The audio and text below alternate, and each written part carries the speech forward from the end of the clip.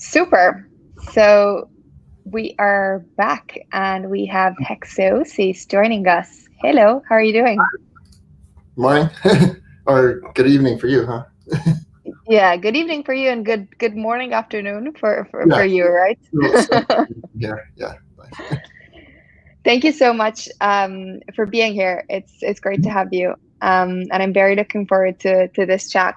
I think maybe we can start with I guess like a little bit of context and maybe like a quick introduction, and then we can like go straight into when like this whole journey started for you with crypto art and kind of like how it led you up to what it is today, basically. Mm-hmm. Yeah, I got involved in crypto art kind of like in increments in a way. Um, I think the very first crypto things I did with art was probably on Steam. I had a friend that, got me involved in that back in like 2017, I think.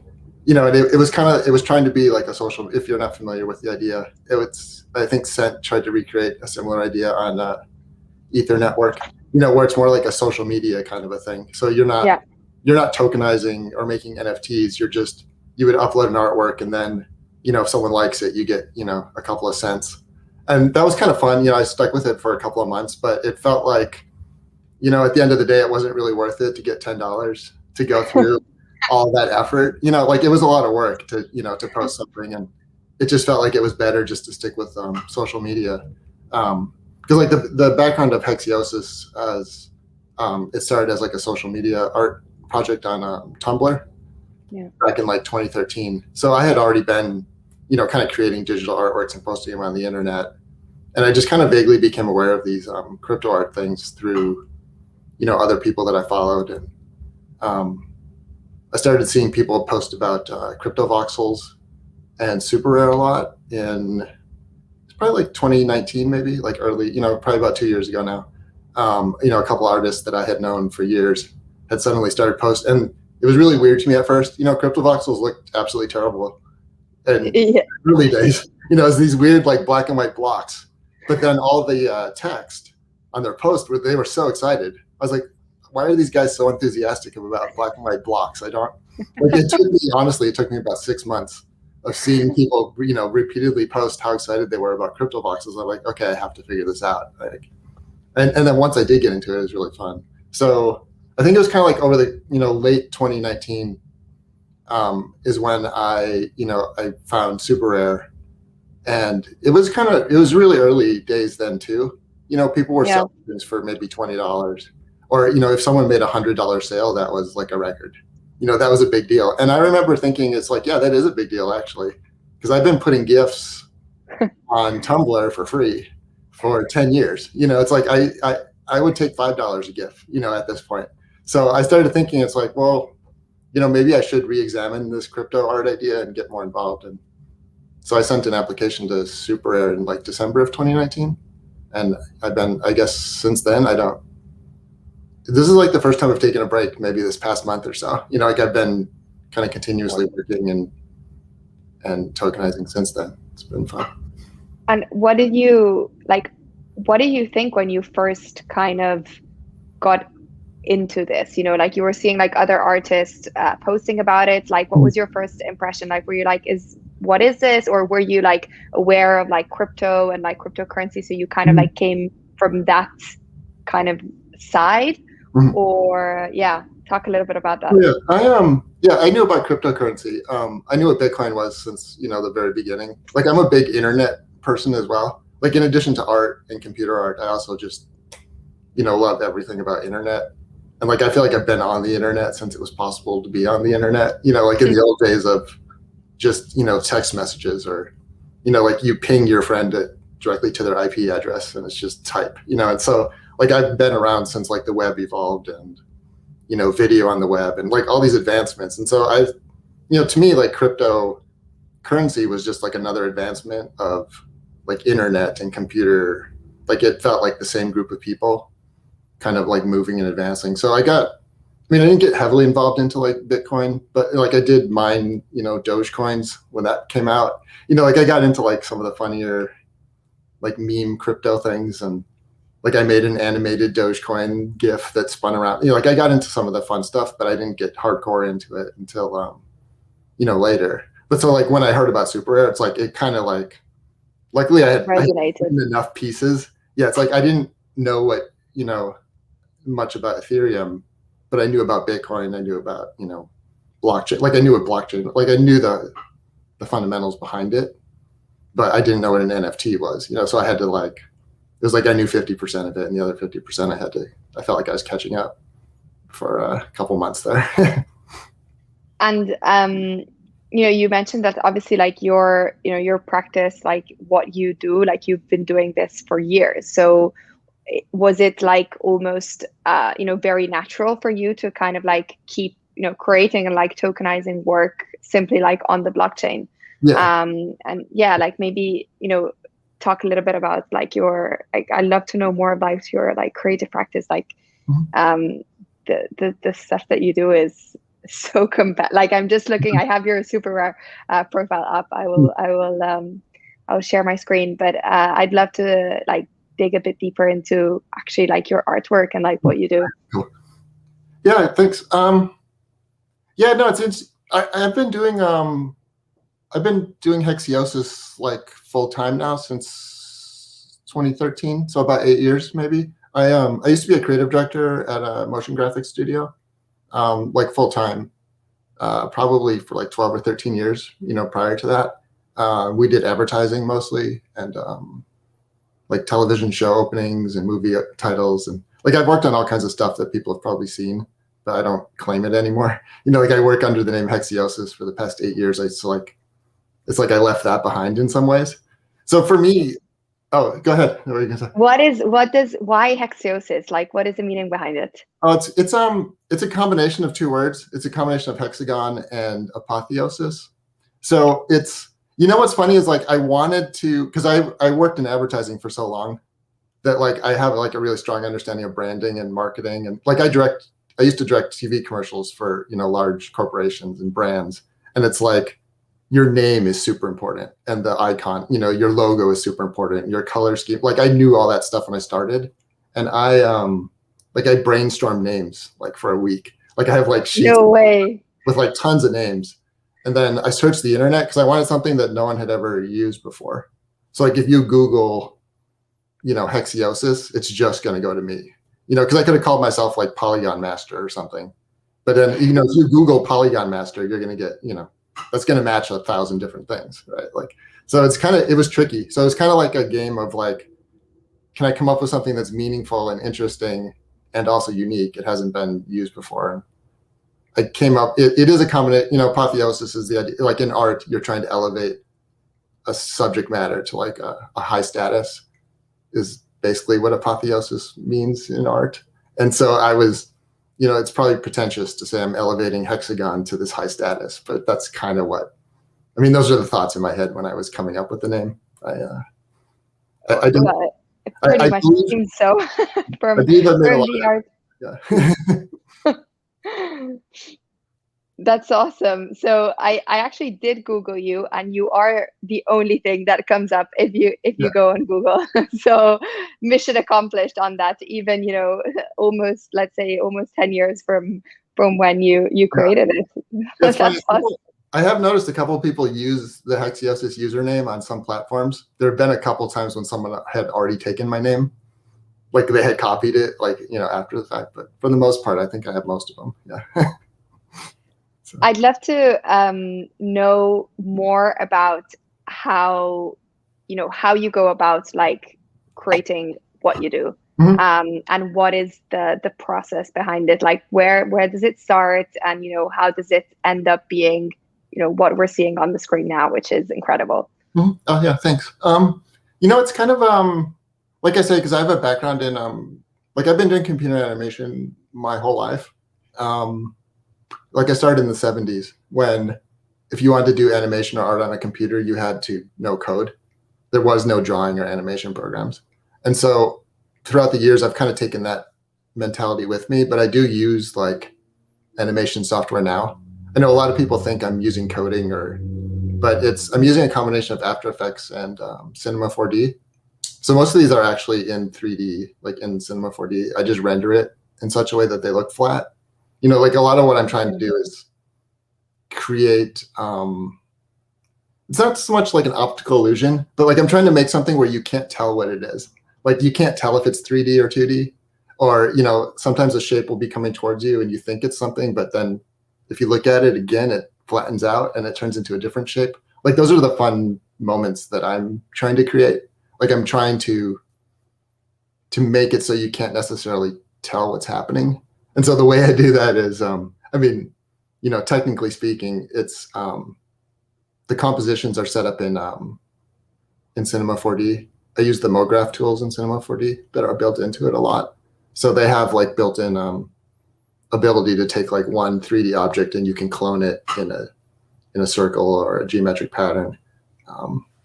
And then I have create all these animated textures. So all the color changes happen in After Effects, like on a flat 2D texture. And then I project that or map it onto this 3D geometry. So that's where some of the trickery comes into play too. Because I'll take, say, like a pretty simple 2D changing color stripe thing, but using weird UVs and weird geometry, like I can map that around this kind of shape. And then when you duplicate that shape, that's when you create a lot of these patterns. That's awesome. And the colors, like obviously, you have like a very almost like set palette of like very strong colors, which is so unique to you, right? Like, I think I tend to like recognize and be like, okay, yeah, this is Hexeosis because of the color palette. Has that always been like this? Like it's always been kind of like how you work around your artworks? Yeah, actually, yeah, thanks for mentioning that. Like to me, the color is actually the most important part. Like the colors are more important than the shape. And a lot of my GIFs actually start with the color palette first. Like before I even know how the shapes are going to go, I have in mind like, okay, I want something that's, 75% orange, and 25% blue. Like I think that in my head, it's like that. It's like a laundry list almost. And then I sit down and I might like rough it out, just in Photoshop or in Illustrator. Like I'll make a square that's, 50% orange with a green, and it's not even following the shapes, just as like a color exercise. And then, like I'm mentioning, like I've basically built like a toolkit for myself. So I have a lot of these 2D animated color changing things that I can then, it's like I created my own palette now. So I have like 20 of these things ready to go, and I can mix and match them then and see which ones work better. And like you say, it's like I've predetermined all my own colors. So I think a lot of times, like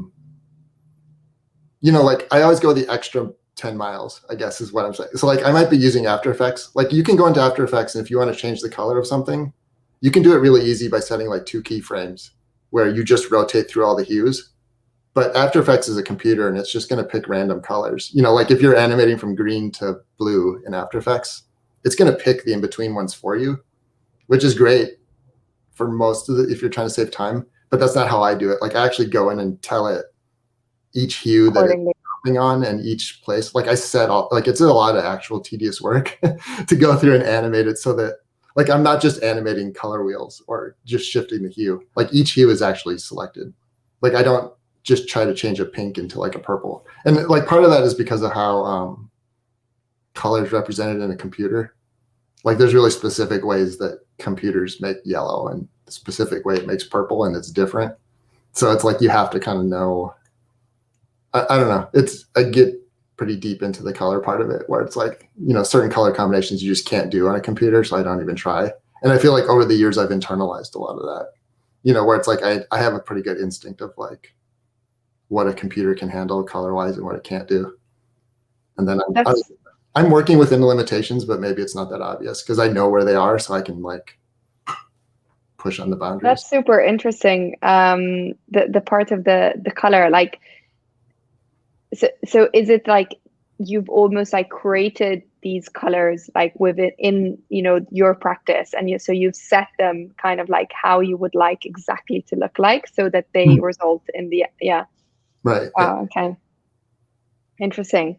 And I guess another question that kind of like pops out, like obviously like a lot of what you do is almost like kind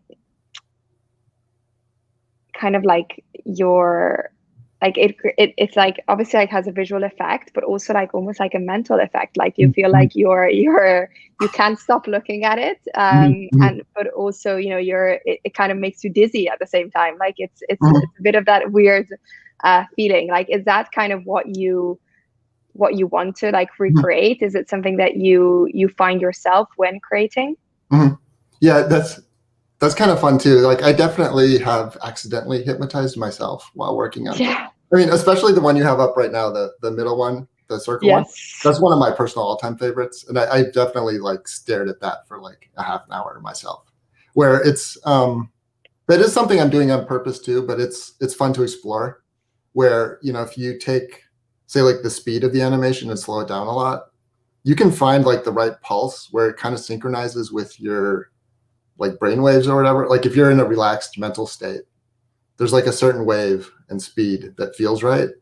Or if you're listening to like, club music and you're ready to go out, it's like you take this same thing and speed it up like 3 times, then suddenly it's like, yeah, you're like dancing and fun. So like over the years, like I kind of like, you can take like different patterns seem to work better or worse with different tempos, and I can kind of play around with that too. The way I design these, I almost always animate them way longer than they need to be, which means they're slower if I play it at the regular speed. And then I'll kind of like speed it up or slow it down as part of the process to see what feels right. A lot of, most of my GIFs, they probably have like 12 or 15 steps. Like it might not be obvious, but like I go back and forth from like one software to the other. And like I'll use, like I'll retime them all at the end in like Photoshop or something for some reason. I'm like speeding them up or slowing them down.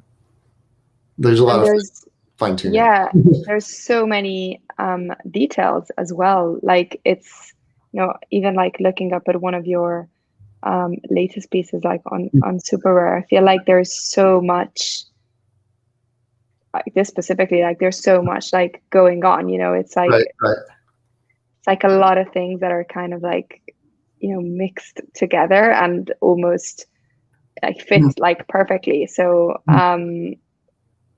yeah, like how is that, how do you kind of like really create this perfect symbiosis of like everything kind of like coming up together so well? Yeah, it's a lot of some of these I work on a lot, like I'll come back to them. Like the one you have on screen particularly, it's the kind of like I worked on it over the course of like 6 months probably, which probably people would find surprising too. So there's like an earlier version of this specific GIF, which looks like 80% like this. And it's something that like I'll make it and I leave it on my computer. And then when I have a moment, like I'll stare at it. So sometimes like I'll look at my own thing before posting it or sharing it. And I'll just like think like, how can I make this better? Or like, where does this break? Like if I'm being lulled into like self-hypnosis, like where does it not work? Like, and then like I'll go in and I'll be like, oh, okay, when that red square jumps out, that kicked me out of the hypnosis. So then I'll go in and edit that part out, or like you're saying, like the pieces fitting together. It's the kind of thing too, like I'll watch it for like 10 minutes and then maybe I'll realize something. I'll be like, oh, you know what? If I move that dodecahedron, 10 pixels to the right, it'll fit into this other shape when that shape does this thing. So it's a lot of trial and error a little bit and fine tuning. And then I'll come back to things. Like then sometimes I'll just leave it and I'll be like, okay, I'm not sure. Like it doesn't feel right and I don't know why. And then maybe I'll come back to it like a month later and then it'll be more obvious to me. Or, sometimes I'll break it down and I'll just focus on one part. Like I'm just going to work on this dots part, like I'm just going to make the dots work the right way. And then maybe I'll come back to the rest of it later, So I try not to put too much pressure on myself to get any one thing to work at any one time. And then I think that helps because I'm allowed to move around and experiment with it. Yeah, that's interesting. And I guess also like, you mentioned before that you kind of like initially, like when you started, you were obviously like using code to, produce like what you were doing. So has in a way like obviously like the involvement of digital art has obviously changed like the way that you create, but has like this ecosystem and like crypto art specifically also kind of like changed how your creative practice and like your body of work and what you do, or is it always kind of consistent into what you've built? Mm-hmm. Yeah, I'm not sure. It's interesting how, like for me, when crypto came along, it felt like it was almost designed for me. Like I didn't have to change a whole lot of what I was doing Yeah. in order to make these show up on like super rare as gifts. Like it felt like a natural progression for me. And like even when I was posting things on social media in the old days, like I would think like, man, it would be great if there was a way to monetize this, or to get paid, and it didn't have to be advertising driven, or that could work, that has worked for certain like YouTube or something. But with gifts, it was like I was waiting for someone to invent this, and then when they invented it, it just made sense. It's like, yeah, of course, they invented this for me. I think, like, when it feels like, oh, this is perfect. This is the way GIF artists can make money. So, for me, it's interesting because it's like I didn't quit my job to do crypto art. Like I know a lot of people said they quit, but I am doing crypto art full time. Like I didn't have to quit my job because I already quit my job like 8 years ago. Like I've been Hexeosis, and I do freelance projects. Like I have a lot of clients that will hire me to design things, and so I think for crypto art now, it's given me more like freedom to where I can do these things as like a primary activity rather than like a side activity, if that makes sense. Yeah, of course. So I was doing 90% side activity and 10% primary activity for the past 8 years anyway. It's like I was doing Hexeosis. I can't stop doing this. So like I'm glad crypto art came along to like save me. It's like I would be doing these for free and not earning a living and figuring out ways to monetize. Like I figured out a million different ways to monetize these things, and crypto art's been like the best. It's like the most straightforward, like most obvious way. Like even like you mentioned my desktop pattern. Like yeah. On my website, like I sell, like you can download a pack of desktop patterns. Like I tried to monetize everything I did, for years on the internet. So before crypto art, Hexeosis already had like 4 or 5 different revenue streams. Like I have like a Vimeo on-demand video. Like I used to sell stickers that I would mail to people, and you could download a wallpaper pack for $2 or something like that. It's like all these things never really added up to much, but crypto art, to me, it's like it's just completely different now. It's like a whole new. That's I think I've heard this like a lot, and it's great. It's like finally there's like a creator economy where it makes sense. What the input equals some form of output rather than just input and very little output or no output at all, actually. Right. Yeah. And you mentioned earlier in the conversation around like crypto voxels and the metaverse. Like I'd love to tap into this and also like understand what your views about the metaverse and also what you've been doing like in the metaverse, because I know you were as you said, like quite early on into crypto voxels and trying to like figure it out, and I guess a few years have passed now, so I'd love to share, like talk a little bit about that. Yeah, I really like crypto voxels. I have 3 parcels on the original Origin City crypto voxels island, which I really enjoy. It took me a while, like I said, like it took a while for it to click, but then once I got it, I really got into it. Because like I do play online video games. Like I like games where you have a lot of people all at once, and you can. I play a game everyone hates, Fallout 76 online, and in Fallout 76, like you can build your own base. So like I have a character online that like I have a base and I sell weapons and armor in the game. So for me, it was like the way the metaverse with crypto art, it makes sense to people that play games, because I'm like, oh, okay, so I can set up a virtual store in crypto voxels that sells my virtual artworks now. It's the exact same thing I'm doing in a video game at night when I'm spacing out. So instead of selling like a rifle to some guy, now I'm selling him a GIF, and instead of getting gold coins, I'm getting ether. It's the same thing, so like I got, like, once it clicked in my head, I got really into it. And to be honest, I'm not, like, I wish I could do more, because like I feel like my crypto voxels parcels are unloved at the moment.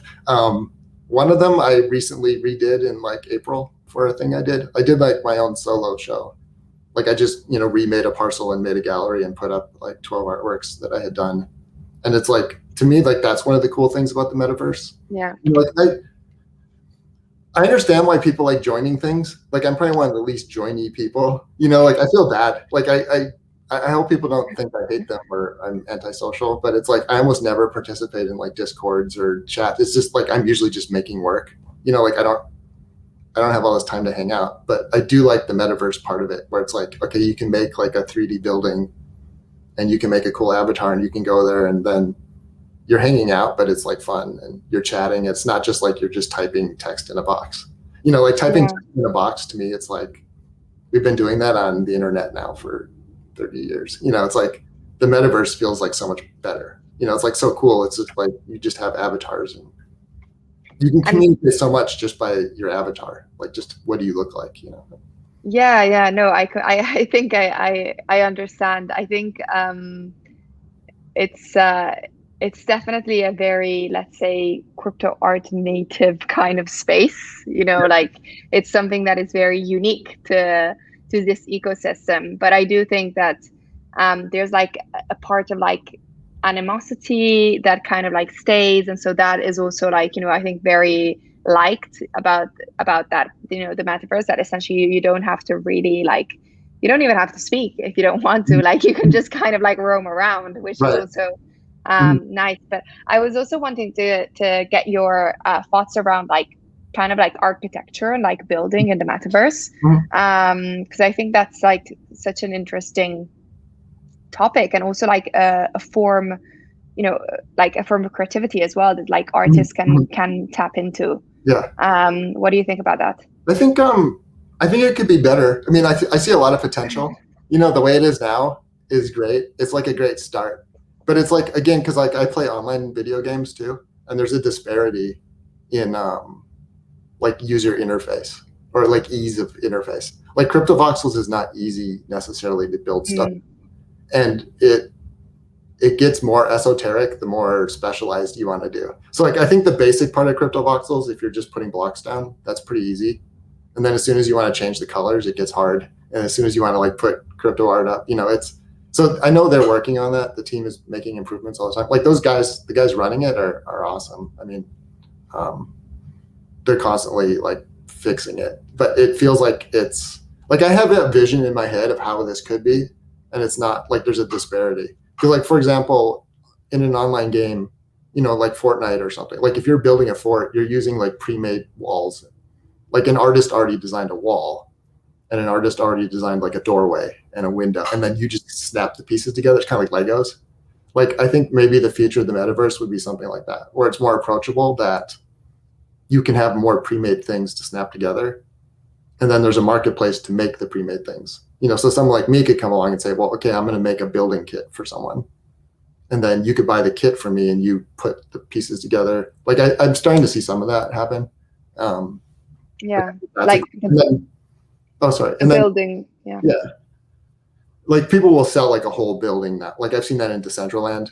You can buy like a pre-made gallery building and you just drop it down on your parcel, and then everyone can, you just put your artwork in it. And like I think that kind of stuff is the future, where it's like you don't have to be so hands-on technical, that there's like a middle ground.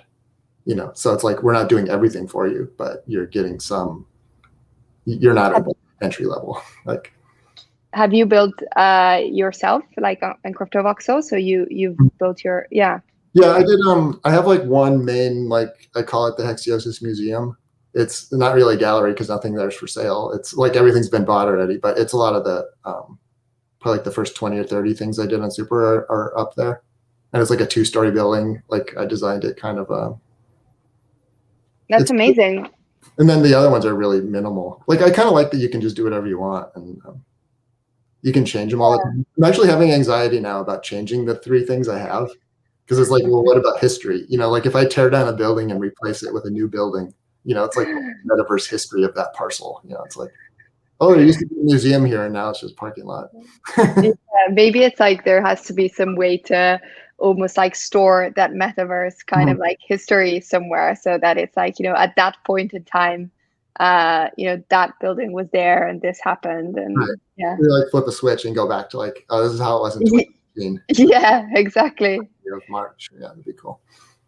And actually, talking about museums, obviously, like Mocha has built the museum in the metaverse. Like, what are your thoughts around that? And what are your thoughts around the vision and everything that kind of like Colburn and Shivani and the team there are building? Mm-hmm. No, I'm a big fan of like the people that are doing, say, like curation or promotion or collecting. Like, it's like the category of people that are not like the artists making the art. Like I think like what Colburn was doing with like Museum of Crypto is, for me, was like really cool because it adds like an extra component that I'm not good at, which is promotion or curation or presentation even. It's like I can make artwork and I can put it out there the best I can, but then it's like I want to go back to making more artwork. Like I don't want to spend all week on the internet saying, hey guys, come and look at my stuff.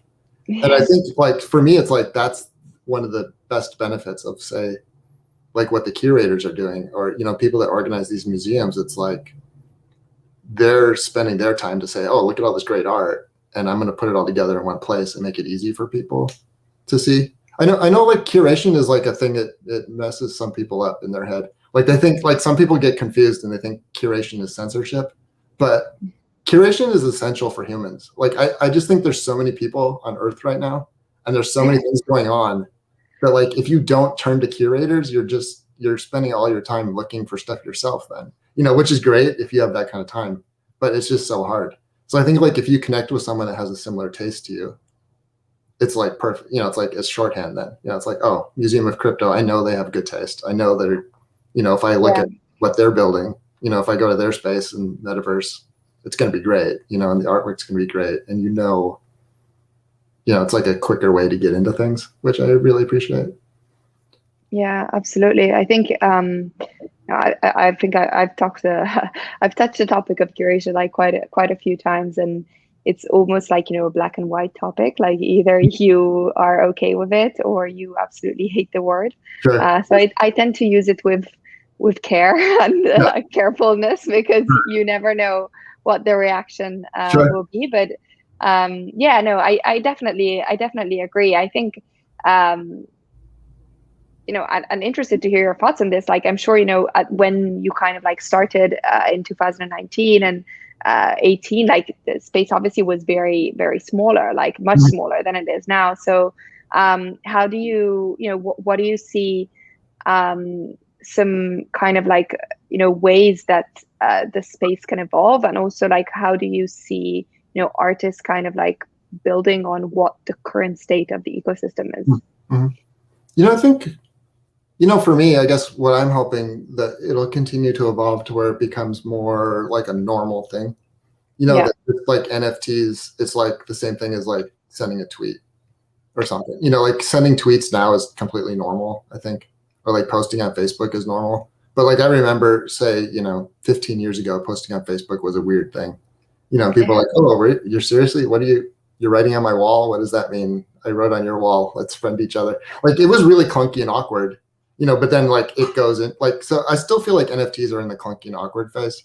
I mean, even with Beeple and the record setting sales and the, Sotheby's, and like, it's still really early to me. Like that just feels like these are the first people that paid attention outside of that bubble, So like I miss the early bubble days. Like I am like one of those early adopter people. Like I am always looking for like, what is the next new crazy thing? Because like I do love that energy when it's like, okay, 10 people are doing this. Like I was on the Discord of CryptoVoxels a lot early on, and there was like 10 active users. It's like, oh, I'm gonna, if the main guy's not here, I'll ask his friend who's always on. I miss that energy, but I always know that never lasts. I mean, because like if you're building something really cool and really fun, you're gonna want to share it with everyone.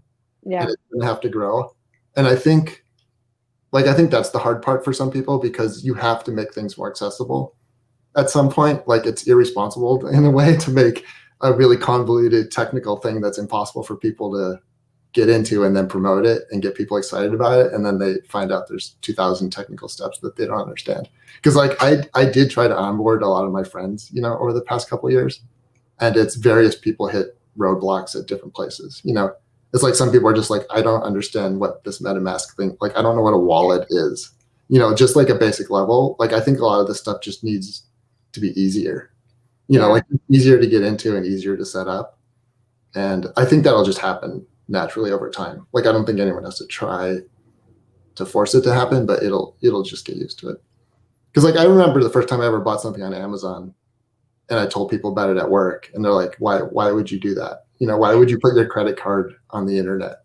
That's stupid. Like you just gave all your bank information to some scam company called Amazon.com, and now they probably they have all your financial information now. You know, like that's how people used to think. I'm like, no, I think they just sell books. I think it's innocent. I was wrong too. But, you know. So on this note, then what is something, are you like, you know, what is you think the next kind of like niche interesting thing that will pop up, or maybe like something that you're seeing already? I mean, what I hope happens is that the things that are happening now just become more sophisticated.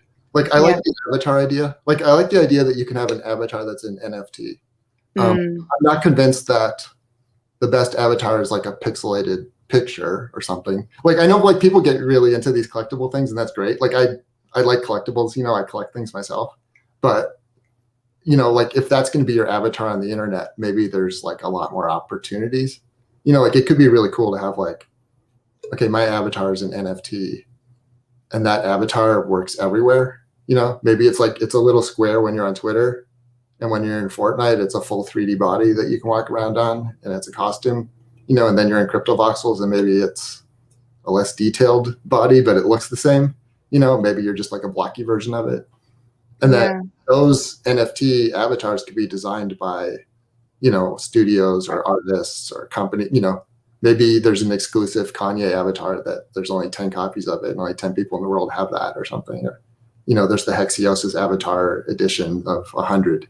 You know, and there are these cool, you know, pixelated. That's a super cool idea, actually. I'm not sure how that works on a technical level. I'm just thinking like on an artistic level, how it would. Yeah, it's like an interoperable avatar, basically. Right. Like I know people are working on it, so it's kind of the thing. Like if people figure out the technical part of it, then I'll jump in with my art part of it. You know, like I'll write out. Like I try not to get too into the technical parts because I know other people are doing that anyway, and then I'll just I'll wait till they finish inventing it. But I think that could be really cool.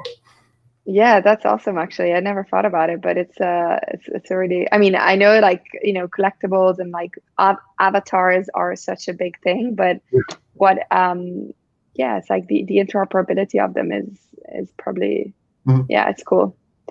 And is there anything that you're working on specifically at the moment, or anything that's kind of like coming up for you?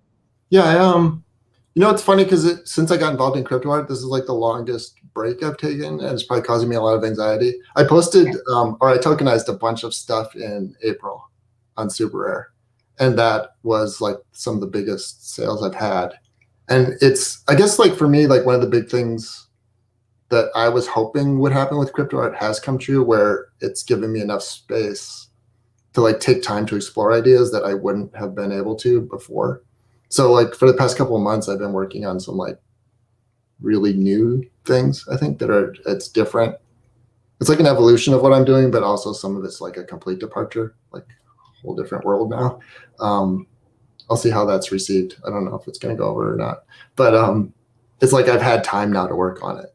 Whereas before crypto art, I felt like it's hard to justify spending a month making something if there's no way to monetize it. Yeah, so like as an artist, a digital artist, it's like you're always thinking it's like I can't allow myself to work on something for more than a couple of days if I don't know how to sell it. You know, if it's just a fun personal project and I'm going to put it on Twitter and I'm going to get 100 likes, you know, I have to restrict how much time I spend on it.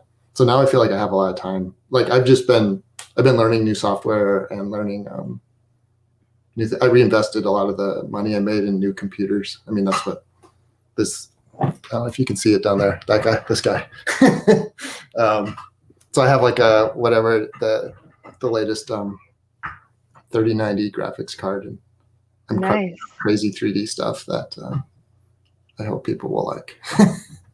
But it's still, so you said that you're kind of like departing from, what you've done, but it's still, in line with Yeah, like, okay. I Okay. believe that still in Hexeosis, it's going to be the same. Like, well, one thing you mentioned I really appreciate is that like the idea that I have somehow like a signature color palette.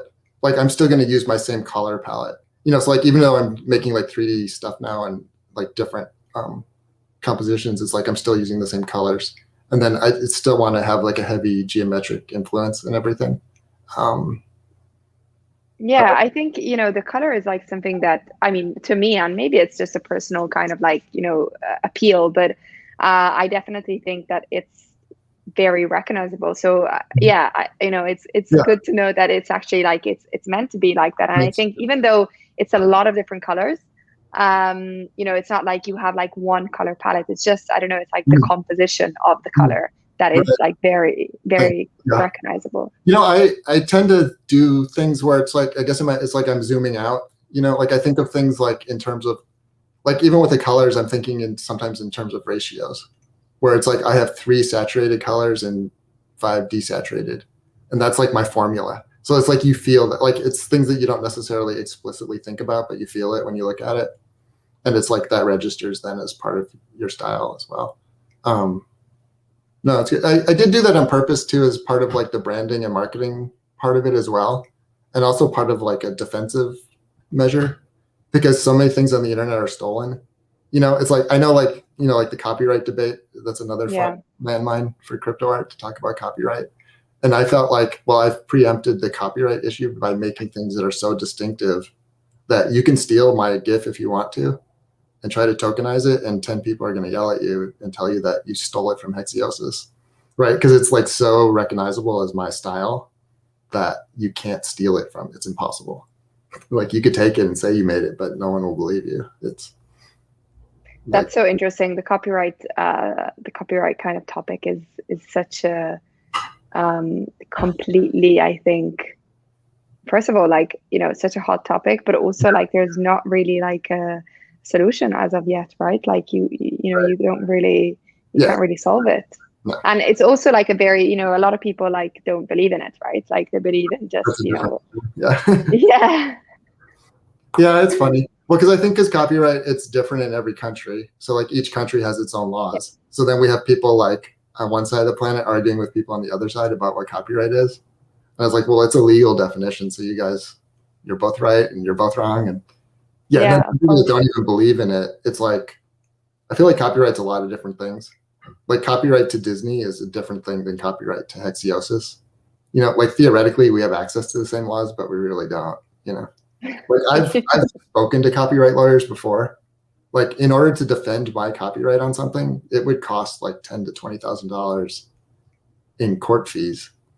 So it's Yeah. kind of like, well, okay, yes, there are laws, but they're not accessible. They're not criminal laws. Like the police don't show up and arrest you for breaking copyright laws. It's something you have to solve yourself in litigation, and Yeah, absolutely. it's not accessible for normal people. Absolutely. I just wanted to close on like something that you mentioned before, which I think was really interesting, and it's like the way that you think about color, which you mentioned that it's around, like almost like geometrical as well. Like it kind of like all ties in. So I think that that's super interesting because it's so definite, like it's so defining of, of your style, like as a whole. Like it's all about, geometry, and I guess, the colors you just said, like I almost like fit, a ratio like of geometry within the colors too. So that's, yeah, I don't know. I found that very, very interesting.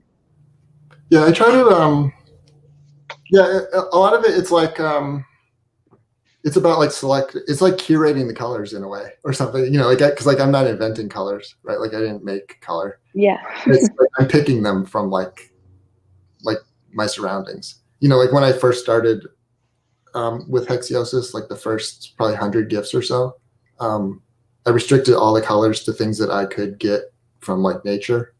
like if like neon orange almost never shows up just like in the landscape. So like I left that out for a while. Like I tried to just stick to like earth tones or naturally occurring colors, or like I have like in my, or sometimes I'm like, okay, I'm just gonna pick colors from like gemstones. Like I'll look at like a bunch of like rubies and sapphires and diamonds and like what colors actually show up in the reflections, and like I'll pick like my sets of colors from like the real world a lot of times as a starting point, and then maybe like I'll tweak it. So it's like I have a set of colors that come from like, okay, this might be like a sunset and a landscape set, and then what happens if I add like neon pink and neon yellow to that set? Like then that gets really interesting. Like I do a lot of color explorations like that. That's amazing. That's super interesting. Well, thank you so much. I think this was great. Thanks a lot for like sharing all of it and chatting. I appreciate the time. I know you're not a big chatter or participator, so I appreciate it. Right. No, it's for the record, not because I don't like talking to people. It's just I'm just so lost in my own world. It's like, because like I know people send me chats and sometimes I don't respond until like a month later, and I'm just like, oh, I feel terrible. Like I didn't need to ignore this person, and then I've botched like so many collaborations over the past year. Like I started working on something and it just falls apart. I don't know. But yeah. But I am here. Yes, thank you for inviting me, and I'm glad I showed up. Thanks a lot. Cheers. Thanks. Bye. Bye.